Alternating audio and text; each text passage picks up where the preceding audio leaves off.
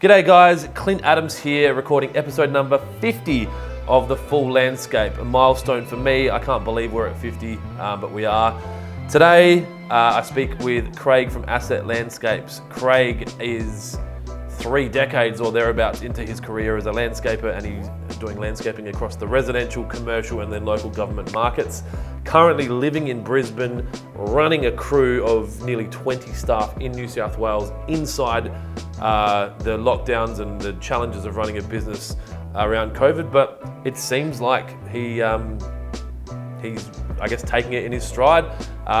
Craig was in New South Wales for the early stages of his business, and then he moved to Brisbane 5 years ago because his daughter was awarded a swimming scholarship up there. So he went up there so that they could all live together as a family, and hasn't looked back.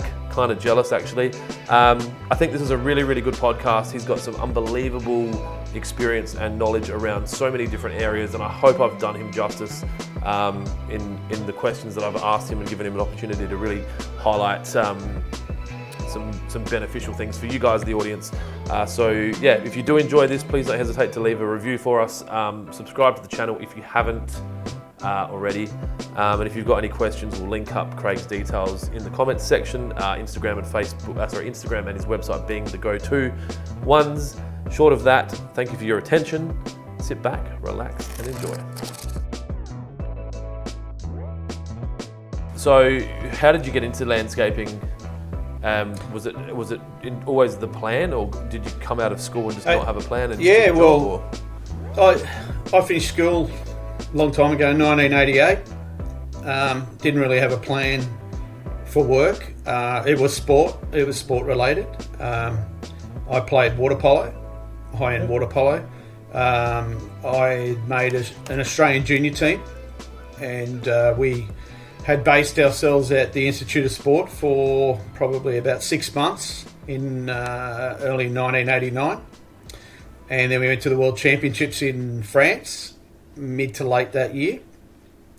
Coming back, that year was sort of doing some courier work, delivery driving sort of thing, just to earn some money. When we came back, a very good mate of mine had got a job working for one of the large prestigious companies in Sydney, landscaping. That was Good Manners. He got a job as a labourer, being a landscaper. And when he told me that, I said, that's exactly what I want to do. I want to be a landscaper.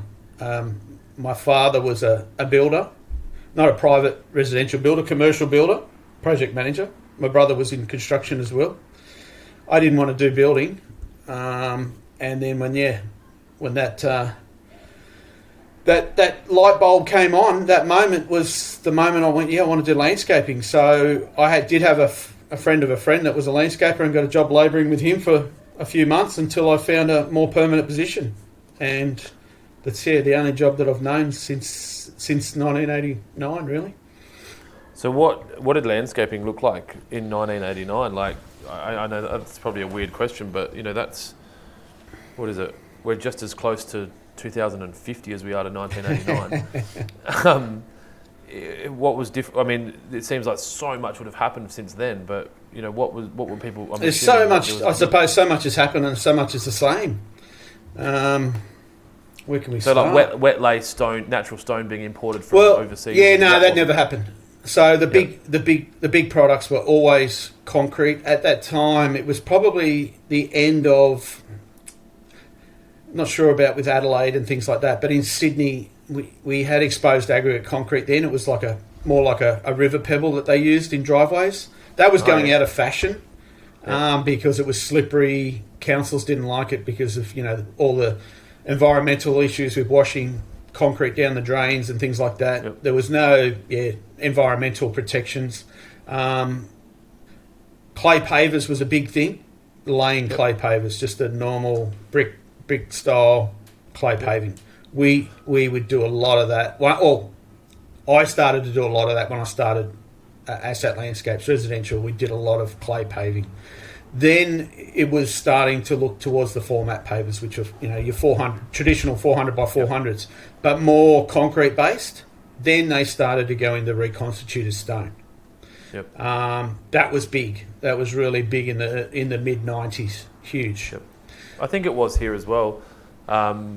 There definitely was a company doing it here that's probably coming to the end of that run, I think. But and then anything like your travertine was high end. That was like if someone said they wanted travertine tiles, you just looked at them and said, how big's your budget? Like seriously, like you just couldn't. If you thought, beauty. If I can win this job, we're going to make some money because these people have got some money. What are you talking like in today's pricing? 300 to 500 a square metre kind of thing, or like? Oh, from memory, it was a couple of $100 a square metre. Yeah. It was just one of those products that people just didn't even think about. And then I suppose that the granite started arriving. That became the big thing before your travertines and things like that. Yep. So obviously council started removing clay pavers from streetscapes and things like that and replacing them with granite. We started to use a lot of granite, and then it was a transition into at a similar time you had your imported sandstone. We used to get a lot of the Himalayan sandstone.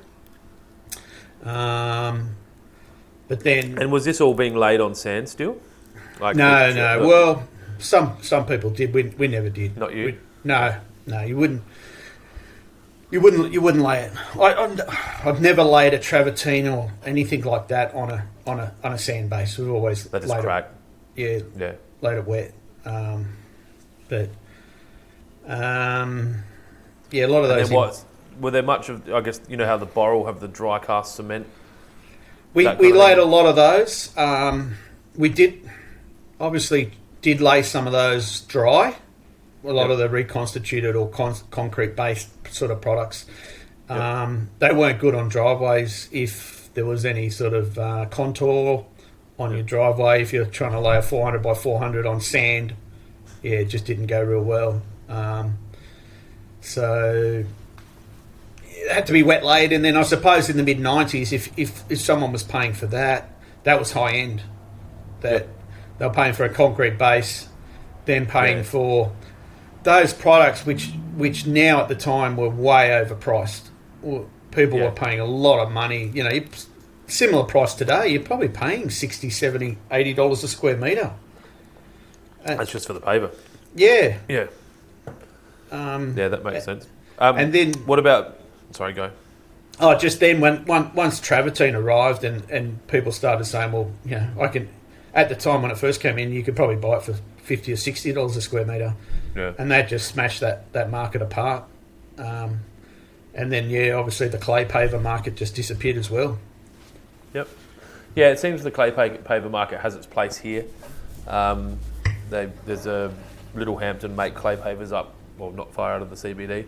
And they have their place. But obviously as housing styles are changing and there's a lot of rendered properties and I guess not all the clay pavers. I think what I'm finding here, concrete and exposed aggregates probably become the most cost-effective per square metre for a finish that's desirable at the moment. I'm not sure if mesh pricing is going to blow that up too much. Obviously, with mesh prices going up, I'm assuming I think that we're the same in Sydney at the moment. Is concrete is back in vogue. Yep, it's back in vogue, and people are using it again. Along those routes. Did you find, I guess, what I'm seeing over here now, and I'd be interested on your comments, I guess, back then and now and Sydney and then obviously Brisbane, a lot of the landscapers we're dealing with have their own machinery now, so buying a small 1.5 tonne excavator or a skid steer or a mini loader is pretty much standard for a lot of these guys. Was it like that back, 1990, like 95, 98, or would you get external contractors and it was kind of more separate? Yeah, look, like any business starting out, we always, try to minimise costs. Did use a lot of subcontractors. Then it was getting to that point where we bought our first second-hand Bobcat skid steer. Yep. And then it was a progression. Once you sort of bought that, it was obviously needed the truck to go with it to float that around. And then it was like, well, you needed to take that on sites every day, even if it was just a matter of using it for an hour or two to load wheelbarrows even. Yep. If it could make the job quicker, you did it. Well, you're paying for it. You might as well be using it. Yeah, I remember pouring so many, filling buckets of concrete into the Bobcat and running them around the backyards of properties or up hills, down hills, just to say, well, we're not going to get a pump. We've got a Bobcat sitting here. Let's diesel up the bucket and fill it full of concrete and run it round. Pour footings, things like that. When you say diesel up the bucket, as in that protects the bucket? Yeah, make it a bit easier to clean, get all the concrete out at the end. I didn't know that. What's your plant and equipment look like now compared to back then? Like, have you got a lot of machinery now? Well, we've got a 3.5 ton cat excavator, a 1.8 cat excavator, Toyota skid steer. Then, we got 2 Hino trucks that run those around, plus a couple of the trade pack Isuzus and I don't know, half a dozen utes, I suppose. Yep. We still do subby a lot of work to an excavation company, and he's got 5.5 or 5 ton excavator, a 3.5 ton excavator, and posi track. So between all that, we sort of cover most bases. So you obviously worked for someone for a period. How long did it take for you to get to the point where you're like, I'm doing this on my own and I'm going out and starting asset? I suppose I got a bit bored with what we were doing. The company we were working for was a commercial company. We did a lot of new housing estate entries. So the entry statement, yep. Yeah, so going back in Sydney in the mid-90s, you had your big companies, Landcom was a major player that would buy. That was a government agency, so they were the ones that released all the land. So they would spend a lot of money trying to sell the land. So they would put big entry estates in, big feature walls, all the street trees, all your paths, things like that. Now these days, Landcom actually sell that all off to developers. Your Lend Lease and your Stocklands and whoever else, and then they do their own sort of bits and pieces. So we were involved in a lot of that stuff, and a lot of time things was just planting. There was a lot of planting. And I suppose I just got a bit bored, and an opportunity came up to actually do a big residential job. It was a friend of ours, and said they built a big brand new property and said, look, why don't you come and do the landscaping? At the time I said, I don't have time. Like, that'll take me 6 months worth of weekends, if not longer. And they said, well, why don't you start? Just go out on your own, and you've got a couple of months worth of work at our place. Just get going. And work it out after that. Yeah. And you said we had friends of ours. Were you married at the time? No. I was. When did we get married? We got married in '97. So it was probably 18 months before we got married that I started the business. So my wife Kerry was a lot nervous about our future of where we were heading. So you did 4 or 5 years working for someone else. So you had enough experience. Yep. Had you completed any formal training at that point, or was there apprenticeships, or was it like the course that I did, and that was in those notes. I did the associate diploma, which is above the trade course, as in you do a lot more theory. There's 4 years of 14 hours a week, so it covers all your horticulture, your landscaping, a lot of construction, engineering, your soils, and design work as well. So I'd had a lot, I had all the theory, and the commercial company I was for, there was a couple of good old tradesmen that had worked there. They were, had taught me some of the skills, obviously not all the skills, but some of the skills. And it wasn't until I went out on my own and you start to try and use some of those skills to make things happen and work, and then pick up a couple of good tradies on the way, and then they sort of really start your head in the right direction. Do you have any of those initial staff still working with you now? Like early stage, have you had guys working for you for 20 years? No, but I've got one of my senior site supervisors has been with me for nearly 15 years now. Yeah, that says a lot about the company. He's nearly 15. I've got another one of my tradesmen's 10. My project manager, I think, is at 9 years, maybe 10 next year. One of my other tradesmen supervisors, he's probably at about 7 or 8. So they don't generally leave. Like you said early in the podcast, that it's a challenge. I don't have a big turnover. Don't have a big turnover of staff. Yep. Yeah. What do you attribute that to, without blowing too much smoke up your own? Kind of like just being a good boss. Like, I think try and be fair. And I've always said to anyone that in any interview, I say, look, I'll put you on. Do the right thing and have a go. Yeah. If you're going to have a go, and whether you're not, fully qualified or not, I don't care. I would rather put someone on that's prepared to have a go, rather than someone that's got all the tickets and knows everything and stands around and does nothing.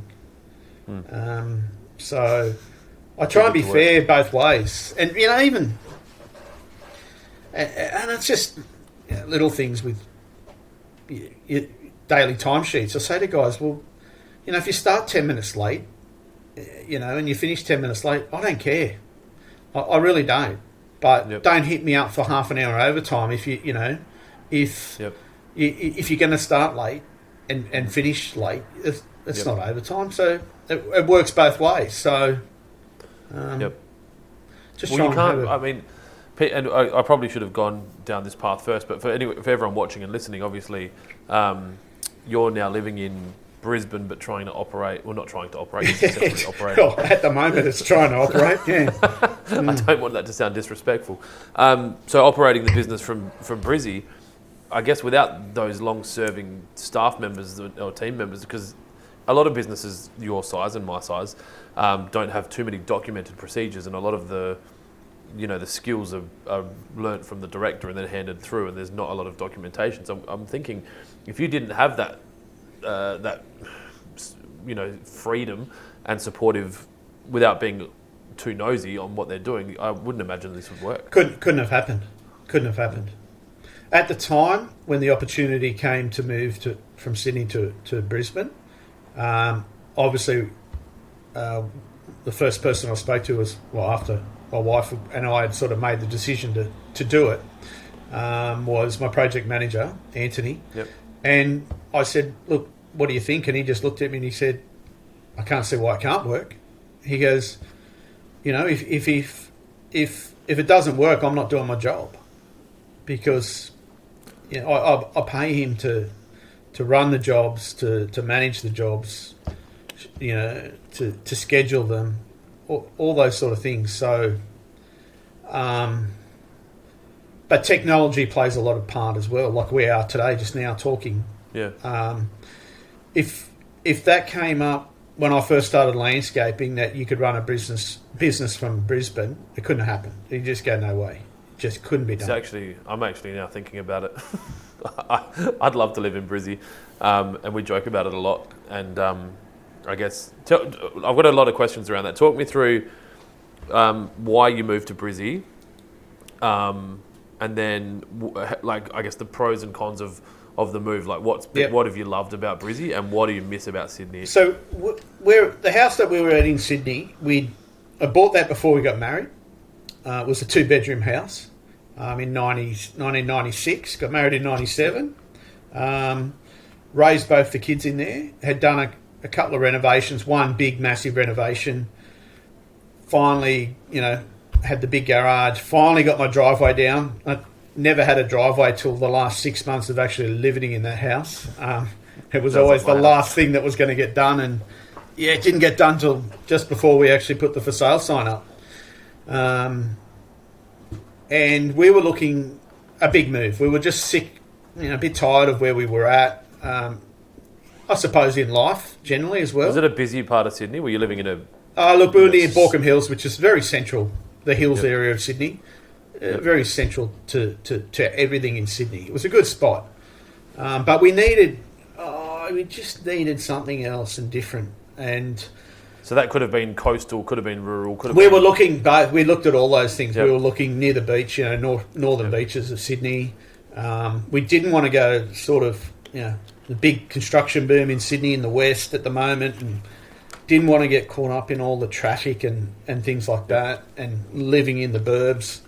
Because that traffic's that's a decade of traffic kind of thing, isn't it? It's not just... it can be shocking. Can be absolutely shocking. You could, literally live 10 kilometres from someone, and it's 45-minute drive sometimes. It's just atrocious. So when the opportunity came up with our daughter, because being a swimmer, got the chance to get a scholarship at St Peter's Lutheran College in Brisbane. So she took that up. A scholarship in late high school, like year 10, year 11 kind of... She was in year 10. Was in year 10. So she went into boarding for 6 months. Loved the school, loved the swimming, but just absolutely couldn't handle boarding whatsoever. Just living away from you guys and... the food. She'd love to cook. She's swimming. She's probably hungry all the time. Yeah, and that was a big thing actually. That was part of it, that they really weren't looking after the swimmers with their food and things like that. So what? She calls, Mum, Dad, I'm coming home, and you're like, no. No, never got to that. No, it actually never got to that. Kerry and I were just doing obviously trips from Sydney up here for different things. For obviously the relocation originally for Sienna. Swimming carnivals or major meets and things like that. So we were always sort of coming backwards and forwards for a few months, and we just saw a couple of areas and thought, geez, how nice would it be nice to live up here? I don't know, and I don't understand why everyone doesn't just live in Queensland. I won't let you. she's building that wall and going to make New South Wales pay for it. No, I do forget about that. We'll have to wait. I can't move up there. I love being up there. I love that too. I looked at your weather forecast this week because we sell a lot of fertiliser online, and a lot was going into New South Wales and Queensland. And I was just going, what's going on in Queensland? And I looked at the weather. I was like, okay, it's 28. Yeah, it's been beautiful. We had a bit of a cold front move through the other day and a bit of rain, but I'll be back to mid-20s tomorrow, I think. So you guys moved up there, had your conversation, got a place up there. What was the original? From what I can gather, you were going to try and run both states. Was that the plan, or? Never really had a plan for up here. We thought, well, let's just move to Queensland. Move to Queensland. You know what's funny? You're probably not alone. I think a lot of people move to Queensland and just go, whatever, we'll work it out. Well, I suppose what happened was, I didn't really want to work up here. I thought, well, I've got enough on my plate. Let's just keep Sydney going first. Let's just make sure that things are still running, ticking over, that everyone, gets in the groove with the new routine sort of thing. Okay, this is only 5 years ago, so Zoom and the internet and communication and probably Skype more than Zoom back then, but so I think we had a conversation with the accountant, and something came up, and it was something along the lines of he said, you can't claim these expenses of my flights or something like that. And I said, why not? And he said, because you live in Brisbane and travelling to Sydney. And I said, well, I'm travelling to look at to manage the guys, look at the jobs, get out. He said, no, but you live in Brisbane, you can't actually claim that because that's your home. You're actually, And I said, well, it doesn't make sense. He said, no, you can't. If you want to live in Brisbane, you're not going to be able to claim your travel to Sydney. Yep. And I said, well, I haven't moved up there. We're expanding. That's what we're doing. We're expanding. We're going to open a branch in Queensland. Yep. And he went, okay. That was that. So I went, well, now it looks like we're going to start in Queensland. Yep. So, it's I love that business owners. It was when you were obviously, for people that are listening and watching, we were having a bit of trouble getting this new app working before, and I said to Aiden, don't worry, he'll work it out. He's a business owner. He runs 2 states and he's got 20 staff. He'll work it out. And I guess we get that the government will change the rules, and as business owners we go, okay, new rules. Now we'll work out a way around them. because that's what we do as business owners. So, what? Obviously, before COVID, what was that looking like? You were flying back and forth, every week or just? Yeah, reasonably. Not every week. Sometimes back to back. And did you keep a property in Sydney, or you just stay with mates or hotels? No, we originally had my in-laws were near where we originally lived. They were in the hills area, so that was quite good. Stayed there, but then they decided to. Did you both fly back, or you had young kids? No. Yeah. No. Yep. No. My wife would just stay up here, and she'd just stay in the office. And you'd go hang out with her parents. Yeah, go hanging out with her parents and have dinner and stuff. Yeah. And they then decided to move to the Gold Coast. So, so you're like, there goes my house. I went, oh no, what's going to happen now? But then my sister, she's older than me, said, look, she had both her kids had moved out of home, got married, got kids. So she's got a 5-bedroom house, just her and like my brother-in-law. Yeah, she said, come up, have the top floor, lounge room, bedroom, bathroom. And you also want to catch up with his sister. Yeah, and then at the time, they were actually doing a lot of travelling. They were doing a lot of cruises and things. They'd go on 3 or 4 cruises a year. So she's saying, well, come down. Then someone's in the house. They can check the mail, put the garbage out, whatever else. And so, yeah, it was sort of working well. And it does work well. Would you say it works? Having no plan was the plan, and it seems to have worked. We had a bit of a mud map, I'd say, but that was, it was a mud map of like, well, let's suck it and see. That and to be honest, I think Kerry and myself sort of did have that conversation. It was just one of those moments. Probably we had that conversation maybe, it was probably about 3 months before Sienna moved to Brisbane. We sort of said, look, you get to those moments in your life where we said, look, if anything comes up, opportunities, let's just take it. Don't say no. Yep. Let's just, like you say, we'll work it out. Yep. Don't say no. Say yes. And then if they go, well, how are you going to do this? You go, I don't know, I'll work it out. And you work it out. Yeah. And I can't agree more. I think that's a great way to do it. I think it's kind of challenging to find a balance between saying yes to opportunities, but not saying yes to everything. And then I think that honestly, that comes with maturity in business. Is you start to see what the right opportunities are to say yes to. You don't always get it right, obviously, but no. And a lot of times you say no because of fear. Yep. You go, no, we can't do that. Yeah.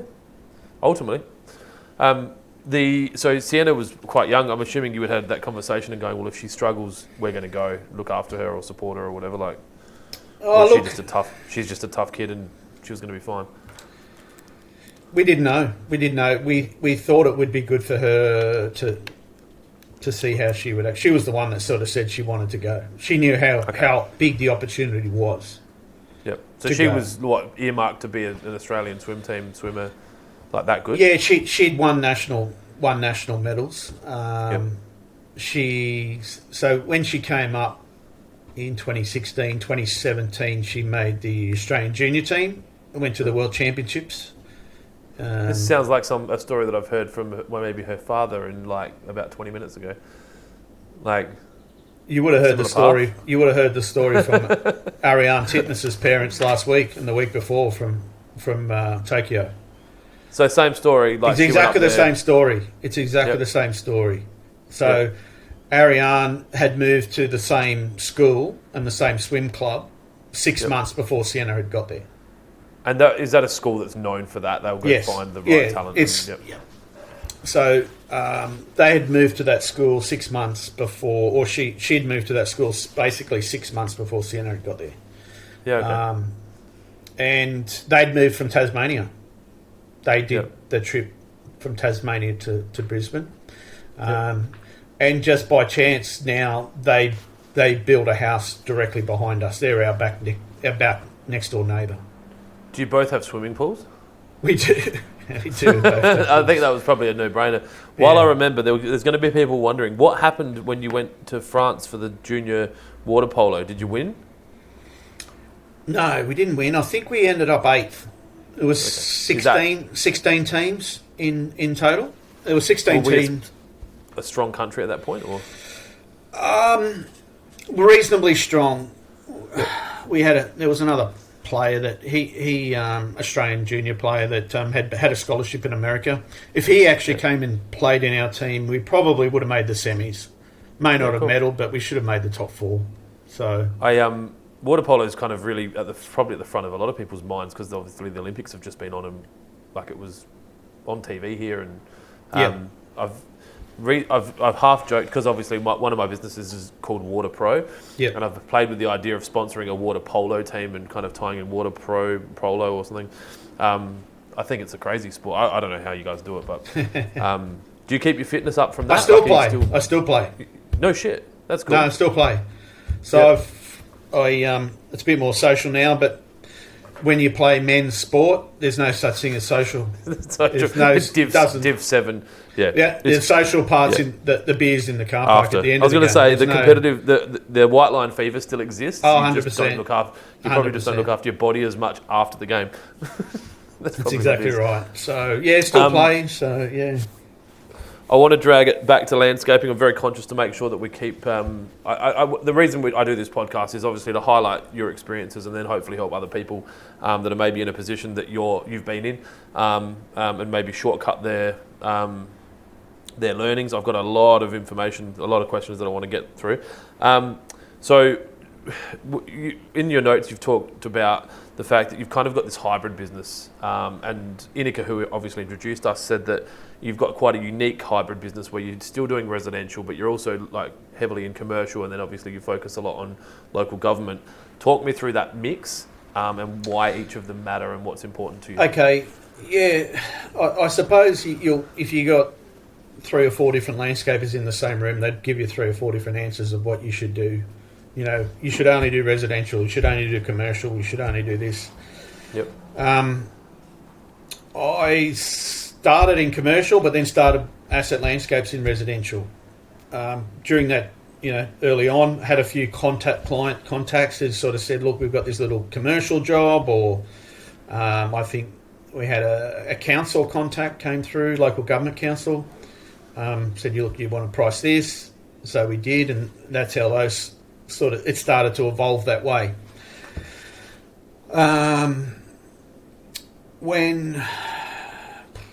What did we go through? The GFC, things like 2006? That. Yeah. Like around that time? Yep. A lot of the big... Oh, was it? No, 09. 06 was a bit of a drought. 09 was kind of when end of the GFC. Yeah, when Australia felt the GFC. So we had, I suppose in Sydney we had... I started the business just before the Olympics in Sydney 2000. So there was plenty of work. And because of the money the government were pumping into this everything. Yeah. So landscapers, and especially all the big landscapers, were busy all over Sydney. Yep. I picked up some subcontracting work back to my old boss, actually, my old company. So we were doing some commercial stuff. Then once Sydney Olympics were over, there was probably a bit of a big lull there for a couple of years because all the big projects had been finished. So a lot of the big landscaping companies started to come back, and they start targeting whatever work they can get. So the margins would have gotten decimated, I'm guessing, as well. Yeah, so they'll just try and pick up work to keep a couple of guys busy until their next big job picks up, and then away they go again. And when you sort of pick up a council job, you might say, well, okay, the rates aren't as good, but one thing for sure is that work's always going to be there, and secondly, that they are going to pay. Your money's always going to be there. So you get that bit of a, your roller coaster ride with that sort of stuff, but you know that if you can hang in there with that stuff, you can pick up some good jobs, and ride the wave when it's get through it. So is it safe to say that, like, I guess your passion, and I'm putting words in your mouth, but you're passionate about residential, but you know that commercial makes commercial sense, just to make sure that it's always there, or I think my passion is construction. Yep. I don't really.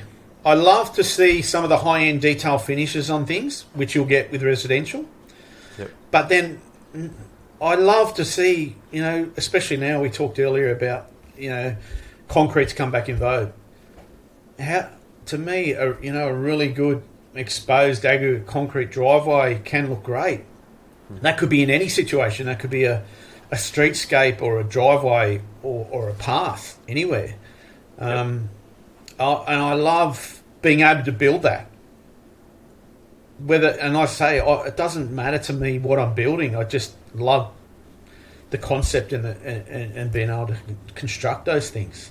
So you're not really differentiating between the two. They're just, you do landscaping. I love doing different things every day. That's what I've always liked about landscaping. It's always different. Every day is a new day. Have you ever had that shiny object syndrome and kind of stepped out into building or opening another business, or have you kind of stayed the course the whole time? No, I've stayed the course the whole time. Yep. Possibly have sort of looked at that. Yep. But yeah, it's always... The grass is always greener on the other side. Yeah, that's it. That's exactly right. So, have you done much? You'd have a unique perspective. I put it up on Instagram before for some of my audience, just if they had any questions, and I had a few questions come through.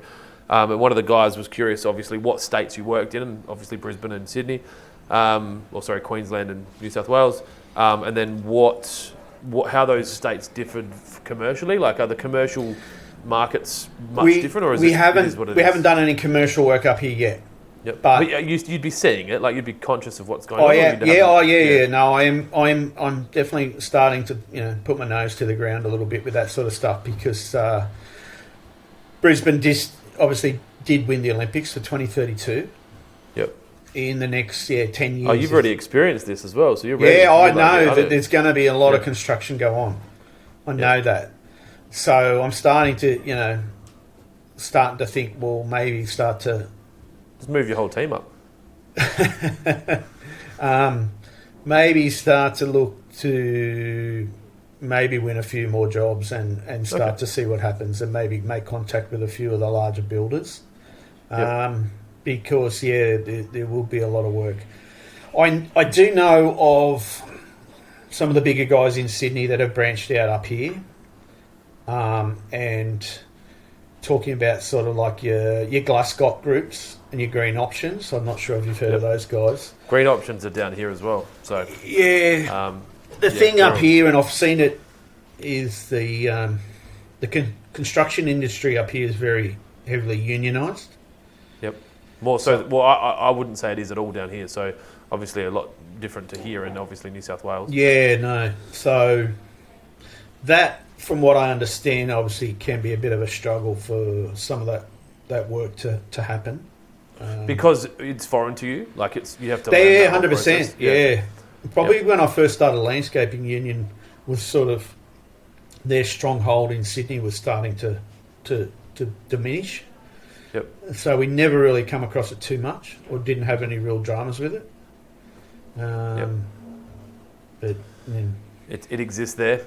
So from a work standpoint, you're not seeing a dramatic difference between the type of work or the profitability of the work, because you haven't accessed that yet. But I guess to answer this guy's question, there's just maybe going to be more work in Brisbane in the next 10 years. The thing that I did know up here, that the rates are different to Sydney.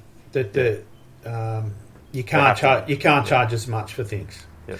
But that also does come back to your materials can be cheaper as well to buy. Well, even freight-wise, I've got a landscape supplies yard, and I can only imagine what it would be like having a truck drive through Sydney traffic you'd only get 2 deliveries a day done, and then you kind of back and forth from a quarry. So it has to be more expensive. Well, when I built the pool that we've got here, I rang Wholesome, our concrete supplier, and the rates that I was using in Sydney, and then when the sales rep rang me for up here, I couldn't believe it, because it was so much cheaper a cubic metre than it was in Sydney. Did you build the pool yourself? No, I got the shell put in. I supplied all the concrete because. Yep. You know what you're doing. I had a crazy deal in Wholesome. The concrete company in Sydney had supplied us with all this bad concrete, and they basically settled. They paid some of the money by they paid us by not cash, but put it in our bank account. But then they owed us about 10 grand still, and they said, "Look, we're just going to give you a credit on concrete." Yep. So I had about 10 grand sitting in credit, and I thought, you know what, put it in the pool, and makes a lot of sense. Yeah.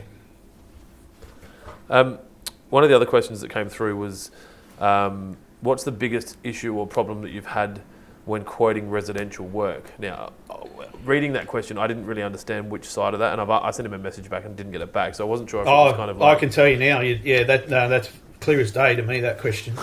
Answer away. And, well, this probably goes back to the question you started earlier was, you know, why do I do residential or commercial or building or government? Why do I go across those three? Yep. The thing that is, residential can be so difficult sometimes, especially dealing with the client. Yep. And that always can come down to if you don't have a design.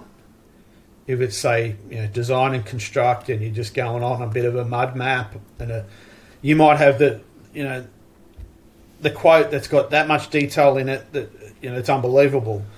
But at the end of the day, that client doesn't understand or doesn't visualise what they're getting, and you could talk them through it 1,000 times, and if they just don't understand what they're getting, you know, it's going to cost you money to fix it or replace it or change it. Yep. That can be quite difficult in residential. So I guess what's it like, no matter how clear you are, if there's a lack of clarity around the expectation residentially, you've got problems, whereas commercially it's not. And that's the thing I've found with anything that's residential and has not a lot of detail, we will have our biggest issues with.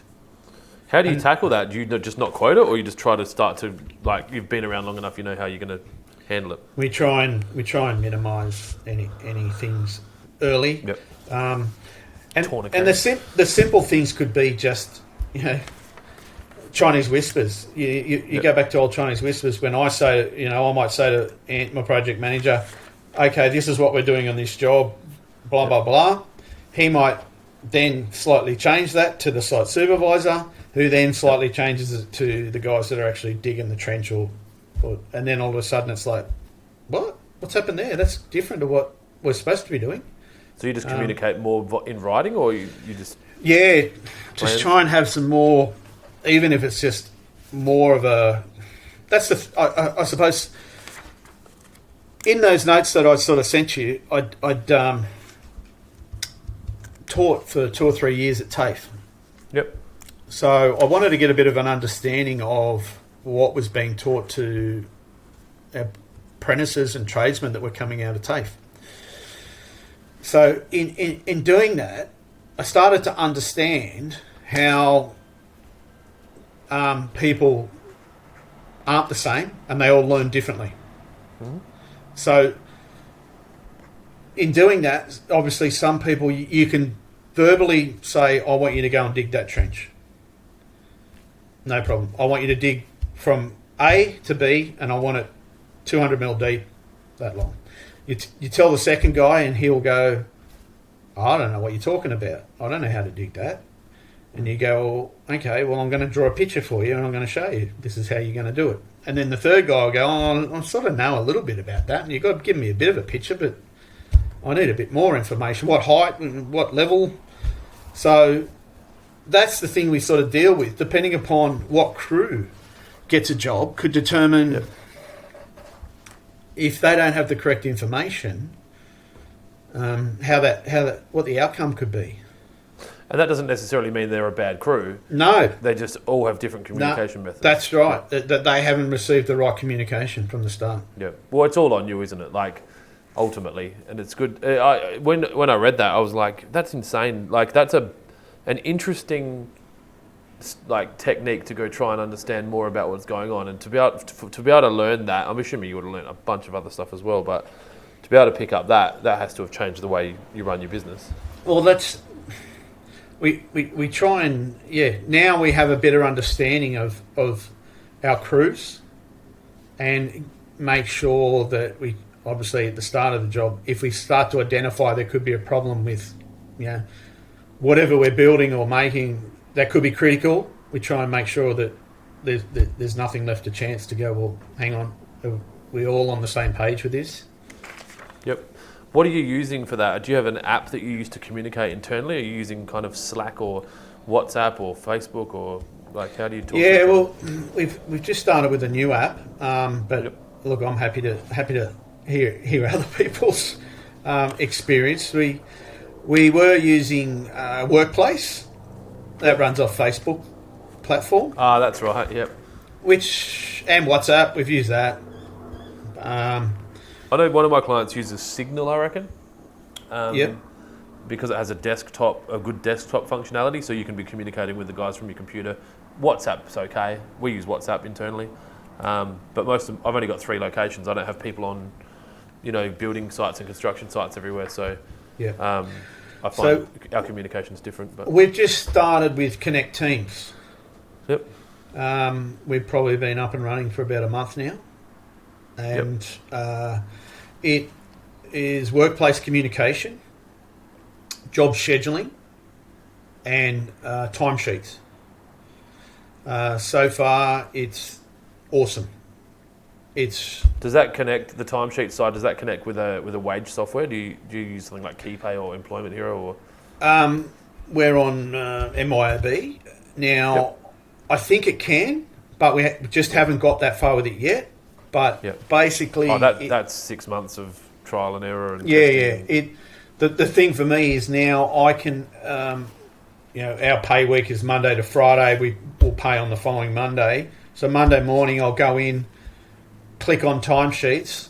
I get sent a zip folder of all the guys' timesheets as a PDF, and I can just click on them and see what they've sent me through. So when we schedule the guys' jobs now, we can put in a location. So it's a GA location of the job. So the guys click in, and I can see from the laptop and see. I can actually see from my phone where they've clicked in from and where they've clicked out of. Yep. And do they run that on their own mobiles, or do you have? They run that on their own mobile. Yeah, and they're happy. Yep, happy to do that. Well, you get a couple of. They're not going to get a couple of complainers saying, it's draining my battery. It's like, it's not Snapchat that's draining your battery, mate. Yeah, it's not that. Like now, but they do have a little bit of a point because, at the moment, if we go onto some jobs with this COVID, you've got a QR scan in. Yep. One of the builders has got their own tracking app that every trade has to, every person from, every trade that works on that site has to log into. Yep. And then now you've got ours. So you could have 3 apps running on the one job. I'm keen to talk a bit about COVID. Obviously, I like these podcasts to be a bit evergreen, but the reality is we're dealing with COVID at the moment. Yeah.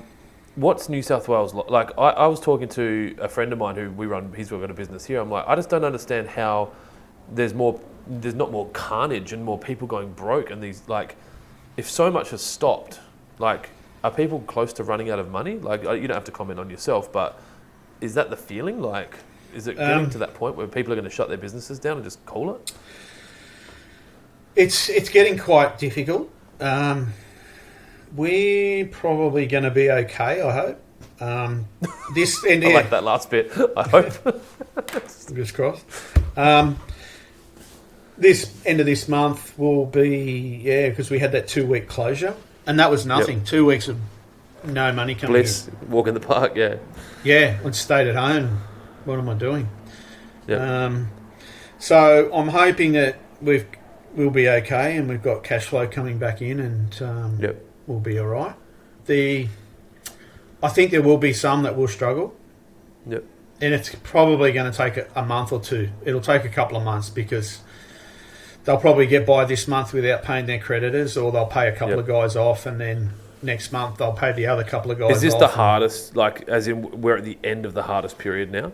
Like, is this the hardest it's been through the whole process for you? Because of winter? For us it is, yeah. I thought, probably like everyone, the start of last year, like March, April, when COVID hit, that was going to be thought, wow, this is the end of the world. Yep. But now, like the last month, it's just been wow. Because I feel like the way the federal government handled JobKeeper and JobSeeker was really good, and we knew that we were safe and that we had enough money coming. Everyone was going to be okay, and it feels like if there was if there was 4 quarters of COVID, the first and second quarter, like, you know, everyone's scoreboard's like up here, and then the third and fourth quarter, everyone's like, oh shit, like there's no more federal government support. The state government support's we had a shutdown here for 7 days. You know, a business of our size lose 50 grand in 7 days just from wages and rent. Yep. We got a $3,000 government grant to say here. That should help you out. It doesn't do nothing. It doesn't do nothing. Yeah. And that's so, it's easy for the governments to close, to call a lockdown. Yep. Because it doesn't cost them anything. It costs small business money. Well, and even state government, it doesn't cost. I mean, it doesn't cost state government. No, it costs federal government. Because, like you said, if they're only going to give you $5,000 handout, that's not enough. Doesn't do anything. And you have to apply for it and prove it, and you know and that wasn't too tedious, but sometimes the actual process to apply for it, you might as well not do it because you're better off going and actually running your business. So, what's at the moment you've got most of your team are in New South Wales. You don't have a team in Queensland. No. So and do you have a warehouse or? Yeah, look, we got a unit at Castle Hill, which is the sort of central to most of our work, I suppose. Yep. So they're sort of based out of there, which you can store our machinery and things like that, and a couple of shipping containers. So you're still paying rent on that. You're still paying. I mean, if all your guys take annual leave for that 2 weeks, you've still got to pay all your guys. No, well, yeah. Unfortunately for those guys, we actually have to stand them down. Yep, it got that bad. Yeah, well, they were able to get straight on to MyGov and will claim $750. Yep, which is what happened here. You kind of can't. Yeah, they claimed that for the 2 weeks, and then we were back up and running. I still got 4 guys that basically aren't back at work. Well, aren't back full time yet. They live in the local area hotspots. So there's as in LGAs or local councils that are worse than others. So is it Western Sydney? There's about 8 or 9 of those that have been identified in Sydney. And what they have to do to be able to leave the local council area is have their first vaccination. Yep. And they're fully vaccinated, they can come out and come to work. If they haven't, they've got to have 1 vaccination. Yep. Then they've got to get a COVID test every 72 hours. Jeez. What's the COVID process over there? Are those tests pretty rapid now? We had periods where it was like lineups and it was hectic. Yeah. 12 to 48 hours now at the moment. Yep. We're just waiting. Because they'd be testing hundreds of thousands of people. I heard today about 150,000 or something they tested. Imagine you sold those tests. That'd be a big business. We won't talk about that because I heard that's why they won't bring in the rapid antigen test, because the government had done a deal with the laboratories. Yeah, don't talk about that on YouTube. We'll get pushed down. Like obviously you've done nearly 3 decades. I know that you probably don't want to say it like that. You don't look old enough, so that's probably that Brisbane living. What would you change anything? Like, is there anything along the way? And I know a lot of people, I ask this question too. They're like, "Oh no, I learned from everything." Like, is there if you could have gone, you know what, I didn't like that. That was shit. Is there anything you would? I mean, COVID's obviously something, but there's probably been lots of jobs I would go, geez, I would do that again. Yeah, that would be the thing. You wouldn't work for the client, or you wouldn't do the job the way you did it. Both. There's probably, and as they say, the older you get, the wiser you get. But you always have that. Sometimes you have that gut feeling about, you think that you have to take this job because you need it. Yeah, correct. You think, great, I've quoted this job, I've won it. But when you went to that job, there was something in your gut that you went, I don't know about this client or this job, but I've quoted it, we've won it, great. And I always... I can't remember who. It's probably a building company or an estimator has always said it to me that whenever you win a job, it's great. But then the second part of that is you go, oh shit, what have I forgot? I've left something. Because I've won the job. So why have I won the job? Yeah, I get what that. have I forgotten? Yep. So then your head starts spinning, going, oh no, what? How much did I win it by? Yeah, they're usually the jobs that you win after, like if it's been a stressful period and you've stayed up and done a quote and drank a bottle of red and then just gone, send. Yep, that's exactly like, oh, right. shit. And then, but would you, I guess a different question then, if you had the opportunity to change careers, right? So a magic genie gives you the skill set to do anything so you could be a doctor, you could be a lawyer, you could be a racing car driver, you could be an NRL player, whatever it is, and you could do it anywhere in the world at any time, or during any period. Would there be something, what would you choose? Like if you could be a baseballer in New York in 1980s, or like, is there anything that kind of growing up was water polo going to be it doesn't feel like there's enough money. Yeah, I suppose growing up, water polo was like, oh yeah, I'm going to do this for a while, but once you leave school, you sort of start. Yeah, the reality is that you actually got to get a job and start earning some money. And like I say, I never really had any idea of what I was going to do when I left school. It was that moment of just going, I want to get into I want to do landscaping. That sounds good, and I sort of was happy to push a wheelbarrow. I've never shied away from being physical on a work site. Look, I haven't. I've done a few jobs up here because we've flown guys up and accommodated them and done some work, and then in between going, going to have to finish this job. We can't get guys back or get some local hands in to give it a hand. So I've been out on the tools, and I don't shy away from being on the tools. I love being on the tools. Yeah, I really enjoy it. I thought about that a lot today. I was doing some fertilizer manufacturing because we've just got a new machine and I've never used it and no one here's used it, so I wanted to do it. And I think it's really important for business owners to play in the dirt from time to time, literally for you, because you start to identify things that are being done differently or being done wrong, or that I guess miscommunication you talked about before. How come 5 years later we're now using this tool instead of that tool? Because you haven't been on the ground. So I think that's quite healthy. What is the plan moving forward? Obviously, I'm assuming you're in a position where you're being that you're running it from there, you can kind of run the business from anywhere in the world if you can run it from Brisbane. Like if COVID lockdowns weren't here, would you be travelling? Are the kids getting your kid? You said your son's turning 17. Well, yeah, he's my daughter. She's at uni now, so she's still doing a bit of swimming, studying sort of health science at uni, and doing some swim coaching. My son, he's in second year, last year, next year. He'll possibly be a tradie. He keeps saying he doesn't want to be a landscaper, but I actually think he probably will end up that way. But I'm trying to force him to be a builder. Go and be a builder, mate, or possibly an electrician even. Electrician's a good trade. You don't get dirty, you don't get wet. Yeah, you don't dig holes. No. Don't dig trenches. Holes dug for you. Yeah, you don't work in the rain. You get electrocuted. Yeah, it's a good job. So, so we sort of, I suppose, want to make sure that he's on his path to whatever he wants to do in the next 5 or 6 years. I was going to say, that's only 4 or 5, 6 years. That gives you guys, is retirement on the horizon? It doesn't seem like you're the kind of guy that's just going to stop. Look, no, we won't. What we'd love to do is move from here up to the Sunshine Coast. We've got a property up there, up at Coolum. We would probably, if we did, we would buy something else up there, and move into that, and still be able to do exactly what we're doing now, because there's an airport just right there. Could fly in and out of Sydney. I've done it plenty of times.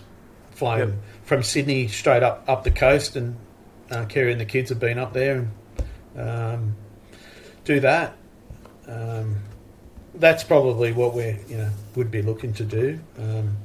I really need to think about COVID, like what's going to happen after COVID. Hopefully, we need that roadmap out. Like when all the states say yes, we're going to open up and we're going to do this, then I can sort of say to the guys, right? I can't agree more with that. I strongly believe that consumer confidence is decimated, and so no one's making decisions, and it almost feels like at a federal level with state agreement that we will never ever do a lockdown again based on these following conditions. Yes. And then everyone's like, okay, cool, I'm happy to reinvest 200 grand in this. I'm happy to go move to here. Like, because at the moment, everyone's kind of just keeping their purse strings tight because they're going, well, I don't know what's going to happen. Like, yeah. And it's not so much, I don't think there's as much fear around contracting COVID in Australia. It's the fact that if I go somewhere and I'm exposed as a business owner, I'm stuck. Like, all right, 2-week lockdown, boom, or you're in a, like, we had people getting taken to hotels here. Like, as in, they were coming to people's houses and going,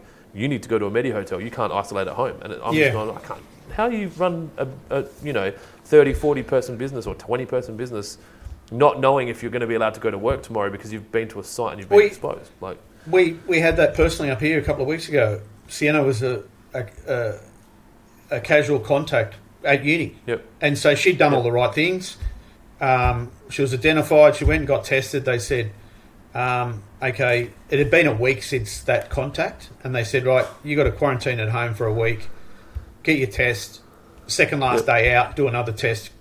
And if they're both negative, you're good. So on the second last day, she went and got this second last test. We got a phone call in the afternoon at 2:00 on the Sunday. And they said, oh, you're the mother and father of Sienna? And we said, yep. And they said, oh, your daughter's actually a close contact with this person. We said, no, she's a casual. They said, no, it's been a mistake. She's a close contact. And that means all the family's in quarantine. Yeah. And we went, oh, great. And luckily we said, what's this? And they said, well, your daughter's just had the second test.